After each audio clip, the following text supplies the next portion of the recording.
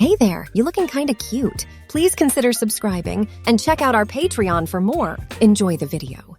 About a year before my wedding, I started to notice that my clothes and makeup weren't exactly where I knew I had left them.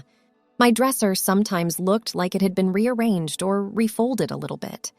I also noticed that sometimes a dress or blouse on a hanger in my closet wasn't in the right place or was in a different place. At first, I didn't think much about these things.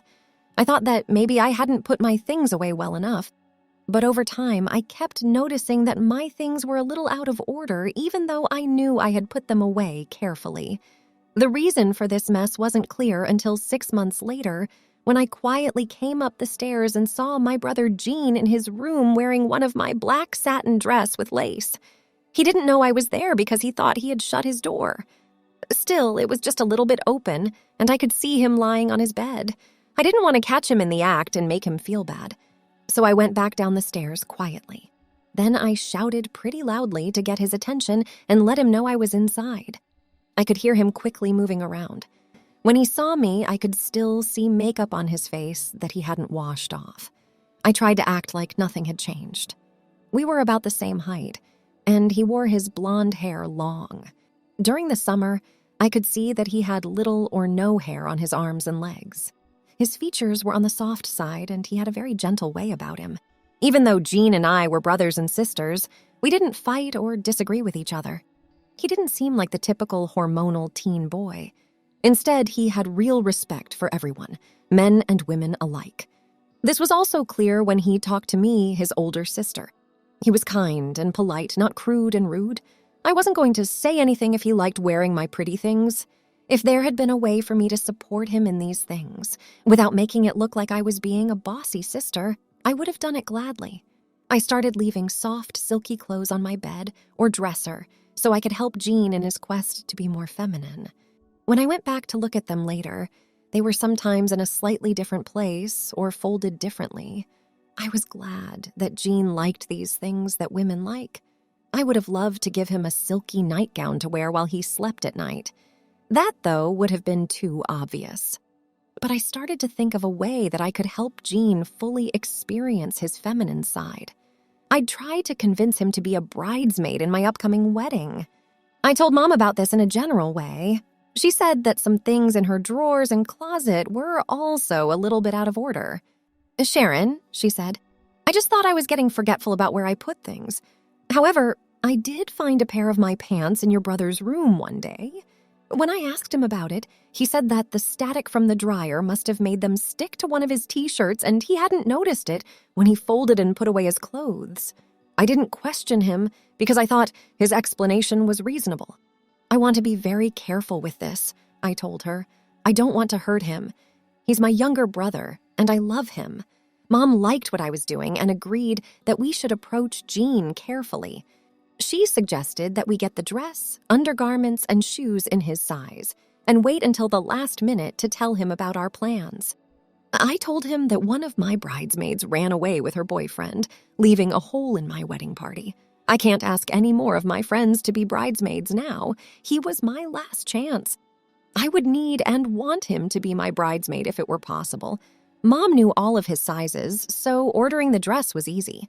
We did it during one of the times I tried on my wedding dress. The salesperson said that it was rare for someone to order a bridesmaid's dress without first trying it on, but it had happened before. We thanked her for her help and put in an order for the dress and shoes that would match. After my last fitting, I got Gene's bridesmaid dress and my wedding dress. If he's going to be my bridesmaid, I guess I should stop calling him Gene. After giving it some thought, I came to the conclusion that Gina would be a great name for him or her. I didn't want to tell anyone that he was my brother who was dressed up, so I decided to introduce him as my cousin who was visiting from out of town. Everything was now set. I thought I could now persuade Gene to do it. During the wedding rehearsal, it was clear that my maid of honor and my bridesmaid were outnumbered by the 2 ushers and the best man. I said that my other bridesmaid told me she couldn't make it to the rehearsal because she was running late. After we got home, I let Gene go upstairs first, and then pretended to lose it. He ran over right away to see what was going on. "Sharon, what's wrong? Are you okay? You sound like the world has ended as we know it." Jean, for me, it has, I cried. My picture-perfect wedding is ruined. Linda called and left a message saying she couldn't be in my wedding because she and her boyfriend had just eloped. Now I am one bridesmaid short. Everything is out of balance. Mom watched with hidden amusement as Jean tried to comfort me. Sharon, don't you know anyone who could fill in? Not at the last minute, Jean asked. Isn't there something we can do for you? None of my other friends are as tall and strong as Linda. Is there anything I can do to help you? Even though he didn't know it, Jean had said the magic words. I calmed down a bit and then looked at him carefully. You know, I think you are about the same height and build as Linda. Maybe you could be my maid of honor. Would you help me do it? You are my only chance. If you won't be my bridesmaid, my wedding will be ruined. Please, help me with this, please, please.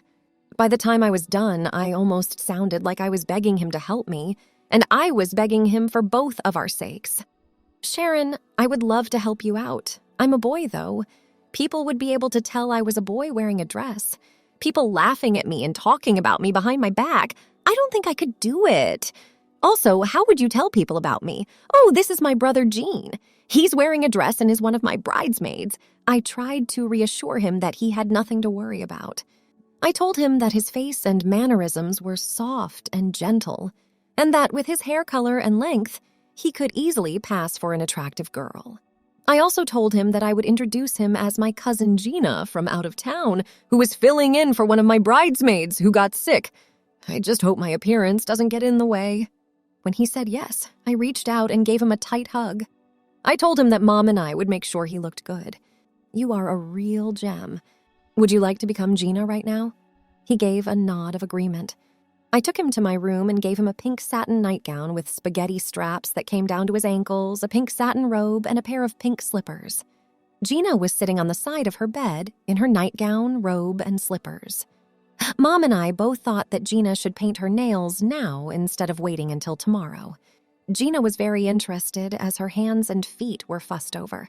Mom worked on her fingernails while I worked on Gina's toenails. When we were done, Gina's toes and fingers had several coats of bright pink polish on them. They were very shiny. I got a manicure and pedicure earlier that day, so the polish on my nails was bright red.